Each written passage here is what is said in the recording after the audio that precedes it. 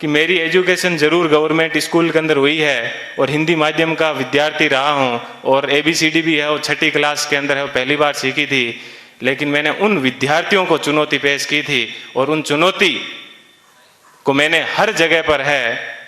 उसको प्रमाणित भी किया है। मैंने मेरे जीवन की जो सबसे पहले शुरुआत की थी वो पटवारी से की थी। सबसे पहले मैं है वो पटवारी लगा था, उसके बाद में है वो ग्राम सेवक लगा था, उसके बाद में 3rd ग्रेड टीचर था, उसके बाद में 2nd ग्रेड टीचर था, फिर असिस्टेंट जेलर में RPSC टॉप की थी, फिर है वो स्कूल लेक्चरर था, फिर इसी स्कूल के अंदर जिस स्कूल के अंदर आज मैं आपसे मुखातिब हो रहा हूँ, इसी स्कूल के अंदर मैंने एक एग्ज़ाम दिया था असिस्टेंट कमांडेंट का, उसमें भी मैं है वो सिलेक्ट हुआ था और उसके बाद में कॉलेज लेक्चरर भी मैं है वो रहा था और फिर RS 2012 के अंदर 108वीं मेरी है वो मेरिट आई थी। तो उसके मैं वर्तमान में है वो राजस्थान तहसीलदार सेवा के अंदर हूँ और वहाँ पर भी मैं एक आपको बात बताऊँगा। देखिए ईश्वर अपने से क्या चाहता है, कब चाहता है कि अपने को जीवन में कभी भी उदास नहीं होना चाहिए। RS के अंदर मेरी 108वीं मेरिट थी और उसके अंदर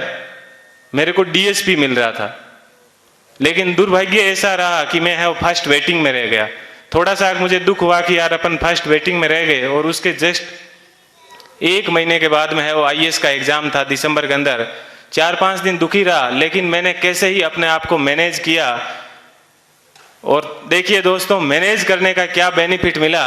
कि जो DSP बनना था वो D आगे से हट गया और मैं SP बन गया। बात यह है कि अपन जीवन के अंदर चाहते क्या है, अपन अपने आप को कितना डिवोट कर पाते हैं। तो आज मुझे है वो IAS के अंदर 170वीं मेरिट है वो मिली और मैं जनरल कैटेगरी से है वो बिलोंग करता हूँ, तो मुझे IPS मिला। मैं यहाँ पर रुका नहीं हूँ, मैं वापस तैयारी कर रहा हूँ और इस बार मुझे आशा है कि हिंदी माध्यम के अंदर IAS में किसी की अभी तक फर्स्ट मेरिट नहीं आई है और मेरी ये पूरी की तमन्ना है कि कम से कम मैं यहाँ उस स्थान तक है वो पहुँचूँ। कि जीवन आपको सिर्फ कहा जाता है कि 84 लाख योनियों के बाद में एक बार आदमी को जीवन मिलता है, तो बहुत ही शानदार आप लोगों को है वो जीवन मिला है। इस जीवन को आप एंजॉय कीजिए, कभी भी घमंड मत कीजिए, चाहे आप जीवन में कुछ भी बन जाओ, हमेशा बेहतरीन रहिए। और आप लोगों से मैं आशा करता हूँ कि अगले साल जब प्रोग्राम होगा तो आप सब लोग हैं वो यहाँ पर आने का मौका मिले। थोड़ी सी देर पहले मैं देख रहा था कि मालाएं कम पड़ रही थी, तो अगले साल इतनी संख्या माना कि सब मालाएं कम पड़ जाए,